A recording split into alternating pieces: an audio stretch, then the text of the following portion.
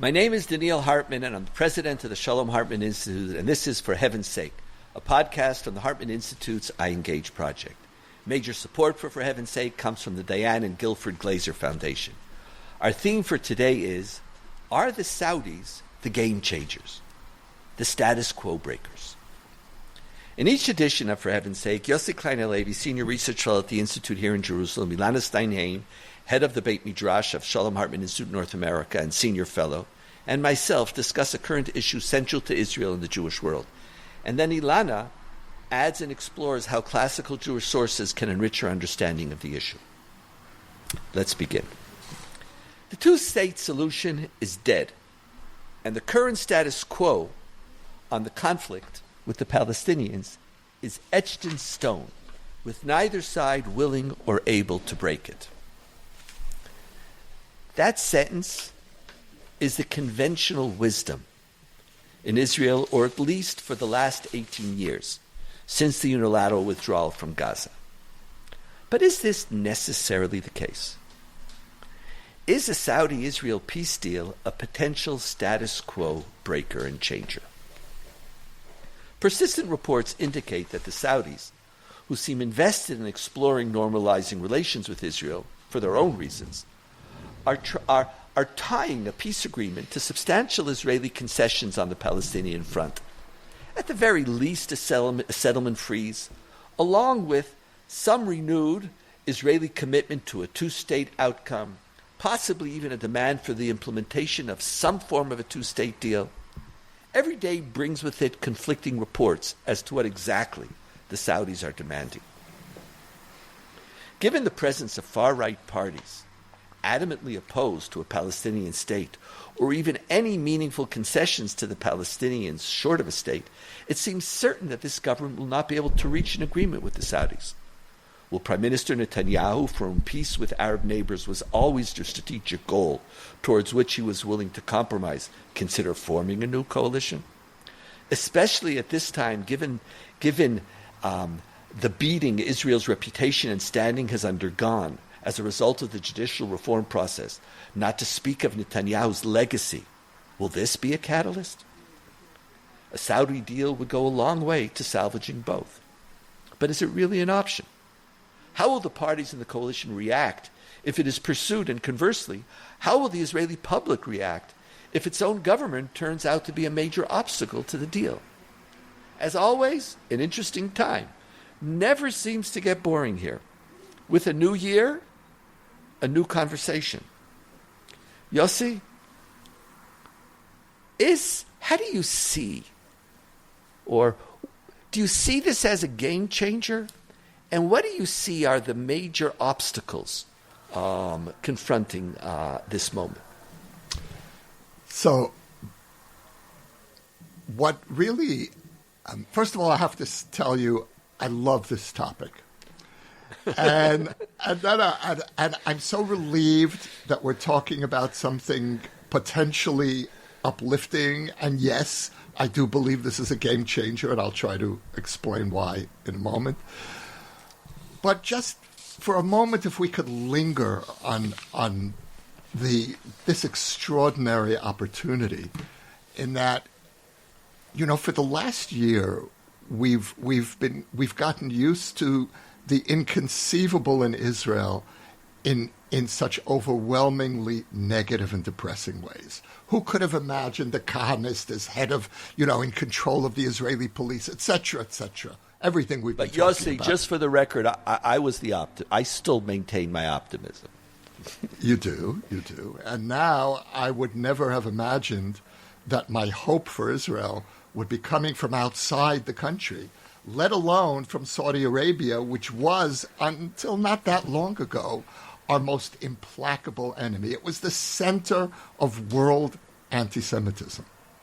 And, one of the things that's so interesting and also a little bit maddening about Israeli reality is that the inconceivable becomes the routine much too quickly. And I just want to linger on the inconceivable nature of this moment for just a moment. That's all, and to appreciate. Let's take a pause, because I think you're right. It's really, let's just take a breather. We're not talking about reform. It's like, here it is. There is something unbelievable. I think it just pointing it out is a Dayenu moment, Yossi, and I thank you for that. Yeah, yeah, and you know, let's take it a step further and contrast this this opportunity with the Saudi peace plan of 2002, which was rejected, I think, justifiably by every Israeli government, left, right, and center, as a non-starter. That plan was presented to Israel as a diktat. Take it or leave it. Here's the plan, signed on by 22 Arab states, and here's one Israel, and you either withdraw to the 67 borders, accept refugee return of 1948, etc., or there's no deal. And that's not how this deal is being framed. The Saudis aren't even asking us to create a Palestinian state as a prerequisite for a deal. What are they asking? Just don't do anything too crazy. Don't do anything that's going to foreclose the option on a two-state solution. And if we're talking about the inconceivable, let me add one negative inconceivable here, which was, who could have imagined that the Saudis would be knocking on our door and we would have the most anti-Arab government in our history, and we were wondering, are we capable of making peace with the Saudis? So it's an inconceivable moment in so many different ways. Very interesting. You know, when I look at this moment, I always, part of our self-understanding of ourselves, the story we tell of ourselves about ourselves, is that we're always open to peace. That is such a critical part of the Israeli Jewish narrative. We always offered, and they said no. And all our advocacy experts will go back from the partition plan in 47 to every single moment.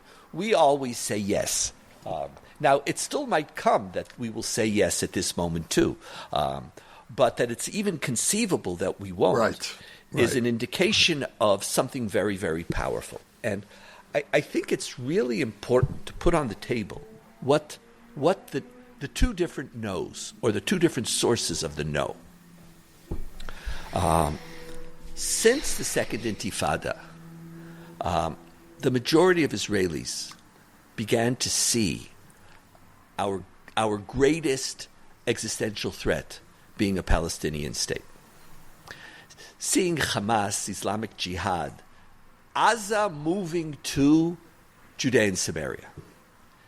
That's just, for most Israelis, the two-state solution became an existential threat.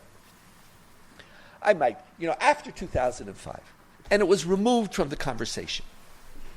So question A is, would a Saudi deal change that core dynamic? Because at the end of the day, the Palestinian Authority is not in control of Judea and Samaria or the West Bank. And so would the Saudi deal be able to change the security equation? It changes the global security issue with Iran. That's true. As Tal Becker often would say, the putting Israel in the Sunni camp. Part of we're Sunnis in the Middle East. We're a Jewish Sunni state. We're a Jewish Sunni state. We're part of the Sunni coalition against the Shiites. So, but on an immediate level, regarding the safety of our children, our families, our roads, a two-state solution is very scary. Since Second Intifada, and even more after the withdrawal, and that led to an Israeli center and left who don't talk about it, and an Israeli right who are even more ideological about the rejection of it. There used to be this notion that the debate is between do you care about Kedushat Yisrael or Kedushat Haaretz? Do you care about the sanctity of Israel or the sanctity of the land? And the majority of Israelis on the right said, my right-wing position grows out of the sanctity of Israel. I care about security. Precisely because I care about security, we can't do any moves in Judea and Samaria. I'm very frightened of moves in Judea and Samaria. So that's one group. And the question is how the Saudi deal, and I really like your articulation, it's no longer, take it or leave it like a power play. I am the powerful one, poor Israel, are you willing? You'll take my crumbs. Like, how does this deal, how do we deal with Israelis' serious security needs? Because, and a little bracket, and I want to come back to that, nobody is going into this deal in order to resolve the injustices of the Palestinian people. That's not part of, I don't think it's the Saudi impetus, and it's certainly not Israeli Jewish impetus. It's a byproduct of it, but it's not. That's not what's motivating. So for the anti-two states, or even for those who haven't talked about it in the center, how would this change the equation on a security level? Has to be talked about. Yeah, and I think it's that's really crucial. important.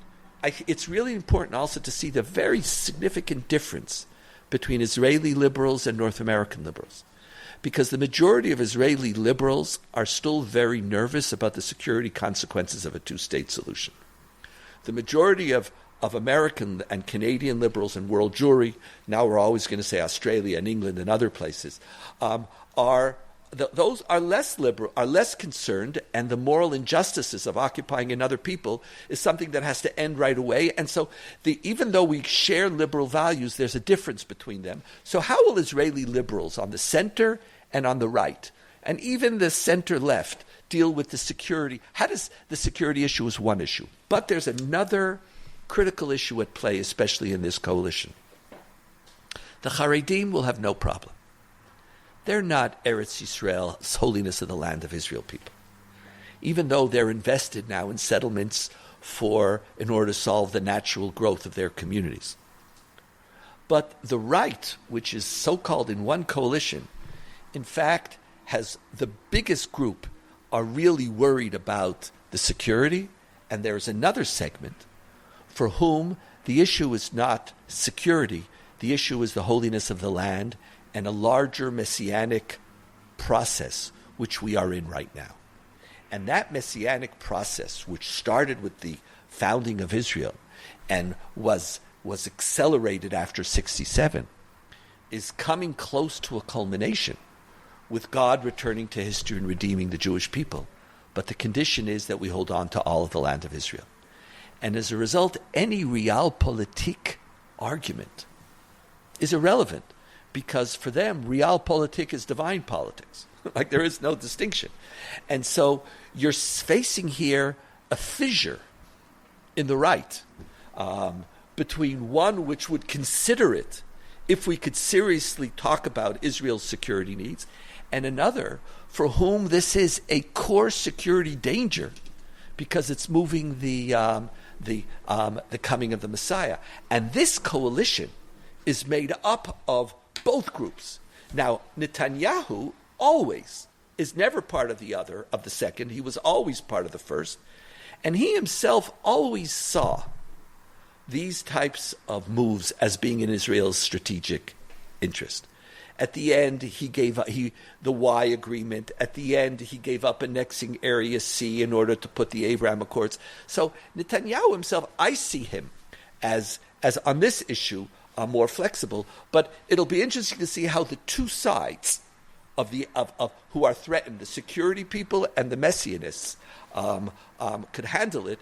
And ultimately, as I said beforehand, it probably could only move forward with a different coalition, which would be a whole other issue altogether. How does that sound to you, Yossi?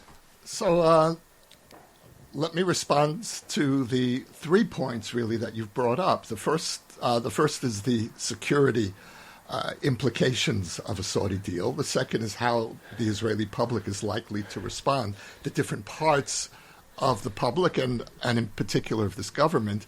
And finally, Netanyahu. And let the record show, Donniel, that you brought up Netanyahu first. So I will have to say what I think of Netanyahu, and let's begin with the first point.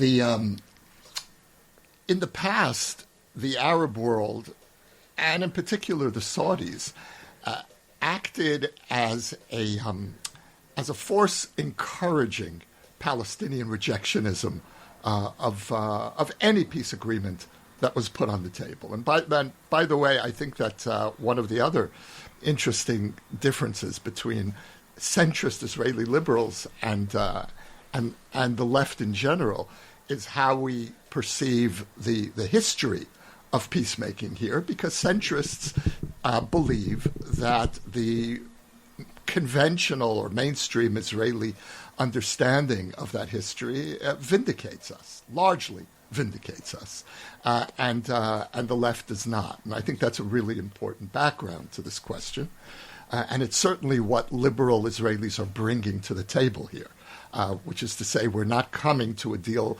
with the Saudis with this sense of guilt for the occupation, but certainly with a sense of opportunity and the hope of ending the occupation, if we can do it safely.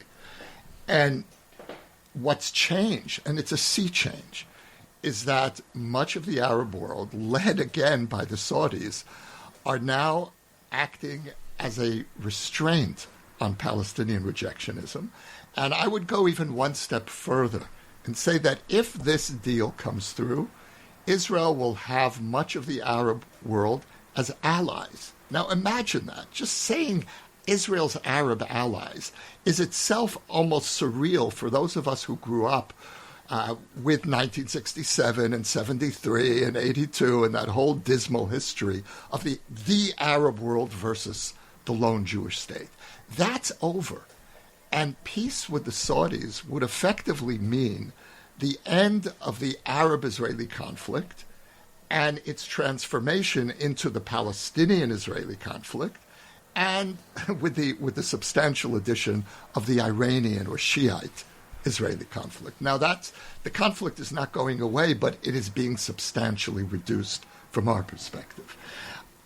It is not inconceivable to imagine security arrangements in the territories for a Palestinian state that Israel can negotiate not only with the Palestinians, but with our Arab allies. I could imagine some kind of a pan-Arab military force working with the IDF, working with the Palestinians, to ensure that the West Bank doesn't turn into Gaza. In other words, the Saudi option opens up previously inconceivable horizons for us. Then the next question is, how would the Israeli public react to this? My sense, and what at least the Israel that I think I know, is that there would be a majority. I can no longer say a strong majority, Donniel, as I once would have said. I think that strong majority has been eroded. But there certainly would be a majority that would opt for peace and give up the dream of the complete land of Israel. Now, the minority that would not would be extremely dangerous. And that minority is now holding this government in a chokehold. And that's what's changed, is that what was once a fringe or at least an insignificant minority, which couldn't stop, for example, the withdrawal from Gaza in 2005, that minority is now sitting in the heart of the government and the levers of the defense establishment. Like it's very interesting, and I want to, Elad, I want to ask you a question in light of something that Yossi said. I want your take on this. As you're saying at the end, the consequences. We're in such a strange time that who would have thought that the consequences of voting in this manner could undermine a potential radical transformation of the whole Middle East. Voting for this government. Like who? Right. Did everybody who voted, or those who voted, That's not right. the Likud, because the Likud very often has always proven itself, in my mind, to be more flexible in this than they get credit for. But there's consequences. To say that Likud and Smotrich are the same is just not true. Smotrich has an ideology of undermining the Palestinian Authority so that there is a constant conflict, so that we will avoid even the possibility of of any negotiations which could hinder a messianic process. But Ilana, Yossi said the following. He said, there's going to be now Israel and our Arab allies. And it's really interesting. In Israel, nobody's bothered by Saudi Arabia, or we're actually not bothered by the moral practices of the Emirates. And it's like but that is can liberal Jews, in your estimation, and I'm not categorizing you, liberal Americans, I don't know where they're going to go on this. I can't say, but could liberal Jews accept that, in your mind, that we have allies, these imperfect or problem? In Israel, we don't. It's interesting. We might have standards of ethics about ourselves, but we sort of assume that in the Middle East we're talking about people with other standards, and we're willing to sit to be in bed with them. These allies. Could American Jewish population accept Arab allies given the moral standards of these allies? Well, so I think it's really interesting. It sounds like in every corner of this triangle, there's something that sort of gives people pause, right? For the Israelis, it's the question of what are the concessions that we're going to need to make for the Palestinians, and will that impact our security?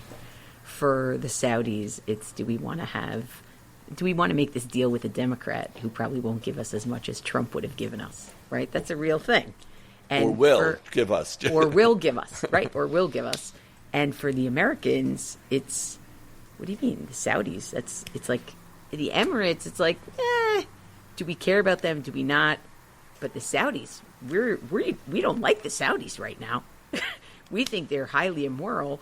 And, whether it's the murder of Khashoggi or it's, repression of women, or there's lots and lots of reasons. I mean, Biden himself called Saudi Arabia a pariah state pretty recently. So it's kind of interesting to see. Look, I think the question is, what is our tolerance? And this is what I'm going to talk about when we get to the Torah conversation. What is our tolerance for dirty hands, for moral impurity? I mean, people must know that there was a letter sent to Biden this week by, some 75 American Jewish leaders that basically said, make the two-state solution part of this. Make the two-state solution part of this. And it's interesting who signed it and who wouldn't sign it, right? Because they don't want to be in bed with the Saudis to begin with. So why are we, I think it's a real test of tolerance. And by the way, within the Democratic Party, too, it's a real test of tolerance. So it'll be it's a not real just American Jews. Are they going to let Biden do this? It'll be an interesting moral dilemma to add to the multiple ones.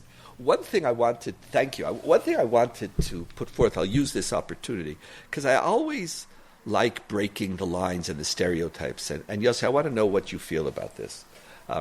I don't think the Saudis are just going to tolerate some general cessation of settlement building and a declaration that we're going to be nice in the future. I think they know it's a game changer for us. It's also, by the way, they have their own game changing. It's not that they're lovers of the Palestinian rights. For them, there's a whole significant question of where they align themselves. Do they align themselves with China and Iran? Where do they go? And can they ever align themselves? And if they do that alliance, does that threaten them in ways? And is America better for them? So they have a whole story, which goes beyond my pay grade to, I read about it, but I won't talk about it. Now, let's just reference the idea. But just as an inherent part, they're going to insist on more. And in all probability, Israel's going to be faced with, let's put onto our podcast, are you going to accept some form of the Trump peace plan? And that itself is an interesting compromise. Like, could we Jews have Arab allies? Could we talk about a plan and even and associate it with Trump? Because as I've said many times, in my mind, this was one of the more helpful plans put forth for years and decades. And the Trump peace plan, for our audience, basically says create a Palestinian state in Area A and B. Area C, where there are Jewish settlements, 30%, leave it for now, and give the Palestinians some foothold as a capital in Jerusalem. This was the deal that Trump and Jared Kushner put forth, but because liberal Jews in America and liberals in America saw this as a Trump initiative, by definition it wasn't something to be listened to. And then as a result, Mahmoud Abbas says, I'm not even relating to you, and it was off the table. Some form of something, not a massive territorial, realignment of settlements, but something substantive like this is going to be put on the table. How does something like that, could something like that get through the Israeli population? Would something like that be sufficient to move Benny Gantz to join a coalition? Could Netanyahu be trusted? Whatever his motivations are, and you didn't get to it, you have suspicions as to his motivations. But whatever they are, if at this end, will there be an alignment? Because it's not going to be, nothing is ever simple. It's not going to be, we're going to change Israel's whole alignment in the Arab world just by some little statement or a declaration in English, not in Hebrew, of our intent to pursue peace. Where do you see this falling out? Yes. I think it's an interesting question about the Trump plan as being the basis of the Saudi overture. I think one needs to preface that by noting that the Saudis really don't care about the Palestinians. And anyone that I've spoken to who knows the Saudis well makes that point very strongly. When you speak to the Saudis, and I personally haven't, but people who have say that the Saudis carry a great deal of resentment toward the Palestinian national movement. They feel used and underappreciated, which, by the way, I was in Morocco about half a year ago, and I heard similar sentiments from people in government. There's a great deal of anger at how the Palestinian national movement used and misused the Arab world support. And so there isn't a great deal of love and deep solidarity with the Palestinians. I think that's important to understand. But the last 70 years have created a kind of a self-fulfilling dynamic where Arab leaders still have to pay lip service to the Palestinian cause. You can't be seen as betraying the Palestinians. And so they are going to have to put something substantial on the table. My sense is, and again, I don't know anything more than what I read, but I don't see that the Saudis are demanding a Palestinian state as a prerequisite for a deal.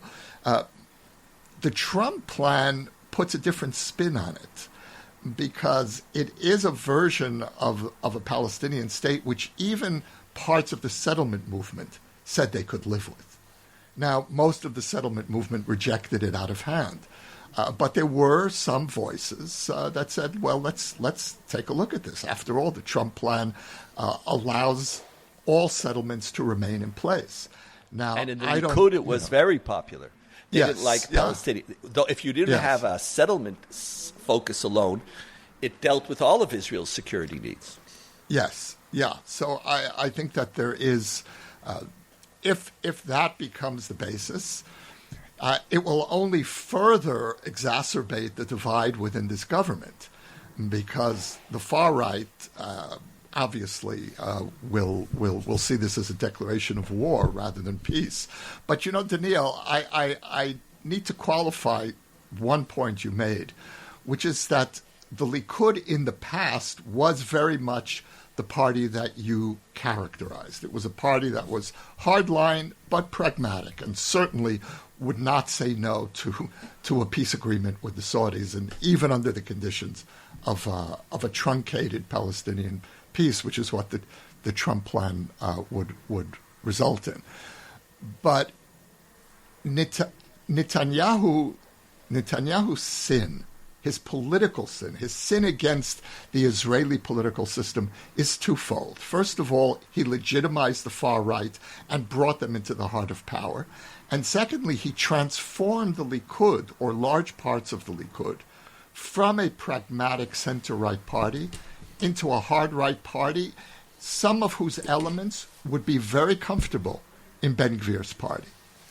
And whether we're talking about a quarter of the Likud, or I think it's more like a third of the Likud today, that creates a further complication.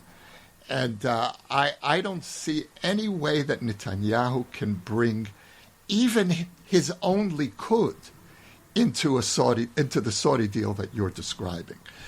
Would he bring in Benny Gantz in exchange for the far right? I think Netanyahu goes to sleep every night asking himself the following question. Prison, legacy. Legacy, prison. And I don't think he has an answer. And that in itself is an extraordinary indictment, because what it really means is that the old Netanyahu, who I believe would have unquestionably come out on the side of the national interest, especially given what this would mean for his legacy. Today, I think we're dealing with a debased man, a man who has become the sum total of his flaws. Netanyahu is always a flawed man. All politicians are. He perhaps more so. But he also had extraordinary qualities. He also could have been one of our greatest leaders. And what he's done in the last year is systematically destroy his own legacy and revealed a Netanyahu that we didn't know before. So I don't know. I don't know who we're dealing with. I don't know what his calculations will be. So, Yossi, before we turn to Ilana, allow me to be optimistic again. It's not just about optimism regarding the reform. If this is navigated, there's, again, huge, fascinating potential. I think potential to change the status quo on one of the most significant cancers in Israeli society. And that's the occupation of another people. And it's not going to be perfect. And a Palestinian Authority who wouldn't accept things with the Saudis is going to be forced to accept certain things. Now, one of the things that, and here I want to go to your sensitivity, it's very, very tough to count on Netanyahu's good inclinations. But when you have good inclinations together with self-interest, here Netanyahu's self-interest to reclaim some legacy, to reactivate Israel's whole public image. You know, the economic crisis we're beginning to feel, it's all public image. What are we? It has this core basis of Israel's economic structure hasn't changed, but investments are going down, etc. It could literally take all the damage that the reform brought out and just wipe it out. All of a sudden, we're moving, we're innovative, we're taking risks for the sake of, we're everything you want. It is. I don't think that Netanyahu, both for who he is, and I believe he truly cares about Israel, plus his self-interest in which he cares about his legacy, I don't think he'll be able to turn it down. The problem is whether a Benny Gantz would ever agree to join after what he did to him. I have a feeling that you might see something very interesting. I would just say to our audience, watch. Keep your eyes out. We raised this issue today because there's something changing in the equation. There's something, I always, like hope, but this is not Pollyannish utopian hope. There's something being discussed right now, being discussed with Netanyahu and Biden, being discussed at every level, and it might be a significant game changer, not just vis-a-vis Israel and the Middle East and our Arab neighbors, but vis-a-vis Israel's whole political and moral identity, and its ability to again reclaim certain liberal Zionist positions. Yossi, last word, and then we'll turn to Ilana. Now, the conflict abroad is usually perceived through the lens of the Israeli-Palestinian conflict, but Israelis perceive this as a regional conflict. And a regional conflict requires a regional solution. And what's so exciting for me about the possibility of peace with the Saudis is that it opens the way to solving the regional conflict and then reducing the Palestinian-Israeli conflict to its actual dimensions. Beautiful. Thank you. Let's take a short break, and then Ilana will join us again.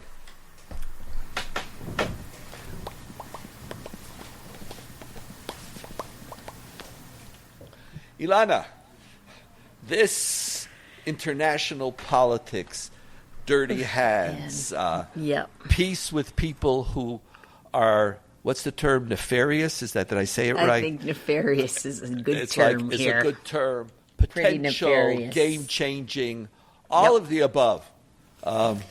Okay, so first of all, I just want to say, it was so nice, Yossi, to hear you so optimistic at the beginning of this podcast. When you talked about the possibilities, it was absolutely gorgeous. And I just want to say that I really, really hope that at least some of what you talked about will come to fruition this year. You know, we're at the beginning of the year, and we don't know. God willing, exactly. We really don't know. And it was really beautiful to have that moment. Even as the realism is here. You know, the realism is here. Look, I think a lot about the question of whether the morality of politics has to be the same as the standard for individual morality. And I think it's interesting to note that in rabbinic Judaism, and just bear with me for a minute because I'll get to where this actually brings together right and left in an interesting way.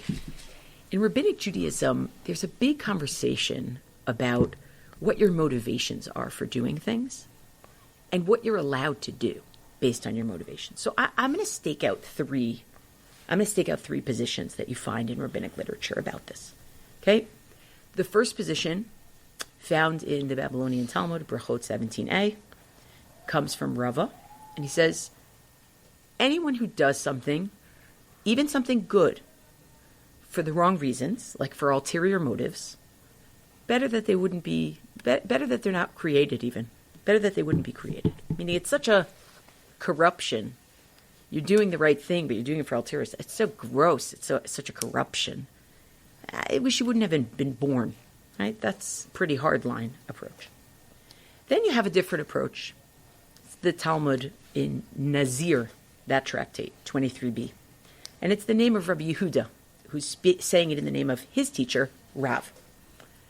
A person should always be involved in Torah and mitzvot, in study and commandments, even for ulterior motives. Because those ulterior motives will bring you ultimately to good motives. Meaning, get into the habit of doing the right thing. Do the right thing, eventually the right motives will come, right? So that's like a nice mezzo position, right? It's a nice middle position, but it still wants you to have the right motives, right? And then there's a position that I think is just wild. It's just wild. It's on that same folio in Nazir, that same page. And it's attributed to Rav Nachman, the son of Yitzchak, which is doing a sin, but for the right reason, is the best. And by the best, they mean better than doing something good for the wrong reason. Do a sin for the right reason. And I look at these three, and I say to myself, what is this sin for the right reason thing? And I start to look at where these things are applied. And the place where doing a sin for the right reason comes up is in situations where the right reason is saving everybody. It's overtly political. It's saving the nation. And to me, there's like a difference. The first two, where it's you can't do anything for ulterior motives. That works in private life. It really doesn't work in politics. And it also doesn't work when your neck is on the line. And so what I think is really interesting here is this position, and it's such a dangerous position. I know it's a dangerous position, of sometimes you have to sin for the right reasons.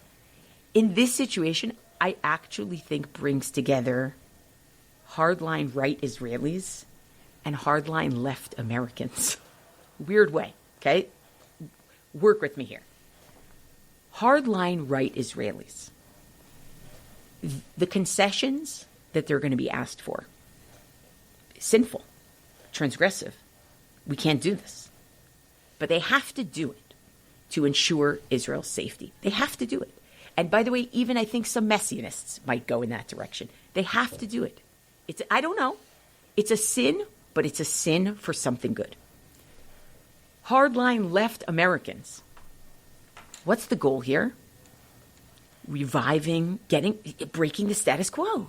Reviving some possibility of ending an occupation, right? Do we have to work with this terrible, nefarious regime and become friends with them, become normalized with them in order to do it? Yeah, is that sinful? Yeah, it's sinful. It's bad. We don't want to do it. But we'll do it for the ultimate goal of something good, which is getting to some reconciliation between the two. And I just think it's interesting because we live in a world where there's a lot of purity tests. There's a lot of prove what you think, and I don't just think it's posturing. God forbid. I really don't. I think people really believe what they believe. But I think what we're looking at is a moment in politics where people have to be able to say to themselves, I have to overcome things that I usually would regard as a problem in order to get to something bigger, more substantial, and more existential, right? So that's where I'm sitting here. Ilana, I really like, as you were talking, sometimes as an Israeli, I feel that there's a maximalist type of ideology, which towards certain issues that we face that I know we just can't do. Israelis aren't going to be there. It's not conceivable. From 6,000 to 10,000 miles away, the problems don't seem to be as acute. But here, how do we have a conversation about ending the occupation, which is not the final end-all, perfect justice, everything, removal of settlement? It's just not going to be. My own affinity with the Trump peace plan was precisely because I felt, as you were saying, it's I don't know if I would call it an aveira. What did you use the term? Transgression, yeah. I don't know if it was a transgression for good, but there was a sense in which practicality. How do we take steps forward even when they're not perfect? And I love imperfect steps forward. And maybe this could be a new moment. Even, we're always working, and a big part of our podcast is about the relationship between Israeli Jews and North American Jews and Jews around the world. That there is something about embracing imperfect solutions. And it could die if a certain group says, if Israel doesn't now sign a complete total withdrawal from all of that, Saudis don't give in. Okay, so you won, and then what did you do? Nothing. Then we're left back with the more imperfect status quo. So maybe, as you're pointing, there's a potential for growth on a lot of sides. But yes. Realism could sometimes be seen as doing the right thing for a wrong reason, or because the realism could be the wrong reason, or a sin for the good reason. But there might be some interesting moves here. Yeah, I think it's very dangerous. I know that it's difficult to talk about, what imperfections are you willing to live with, or what risks are you willing to live with, or what moral problems are you willing to live with. I realize this is the beginning of a conversation, it's not the end. But the idea that, the only way you can do it, whether it's reconciliation with the Palestinians or whether it's figuring out normalization in the region, is if all of the moral aspects are perfect and everyone's motives are perfect. It's not happening. It's not going to happen. I mean, Mahmoud Abbas literally just justified the Holocaust a few weeks ago. Like, you know what I'm saying? That's not what we're talking about here. We're talking about interests that hopefully serve our values. The place of interests and liberal values is very interesting, and accepting that imperfection that you're pointing to is maybe where is the next stage. You know, maybe the messianic is where there are no other. There's a liberal messianic just as much as there's the settlement messianic that we have to avoid. I really appreciate it. For Heaven's Sake is a product of the Shalom Hartman Institute. It was edited by Gareth Hobbs at Silver Sound NYC. Our executive producer is Matti Freeman. M. Lewis Gordon is our production manager, and our music is provided by, excuse me, I have to say it again. I said Matti, it's Meital. For Heaven's Sake is a product of the Shalom Hartman Institute. It was edited by Gareth Hobbs at Silver Sound NYC. Our executive producer is Meital Friedman. M. Lewis Gordon is our production manager, and our music is provided by Sokol. Major funding for Heaven's Sake is provided by the Diane and Guilford Glazer Foundation of Los Angeles because of our shared commitment to strengthening the connection between Jews in North America and Israel. Transcripts of our show are now available on our website, typically a week after an episode airs. To find them and to learn more about the Shalom Hartman Institute, visit us online at shalomhartman.org. We want to know what you think about the show. You can rate and review us on iTunes to help more people discover the show. You can also write to us at For Heaven's Sake at shalomhartman.org. Subscribe to our show everywhere podcasts are available. See you in 2 weeks. Thanks for listening. Ilana and Yossi, thank you for being with me. For it's wonderful being together as we start the new year with a potential for something interesting. Shana Tova. Shana Tova. Pleasure to be with you.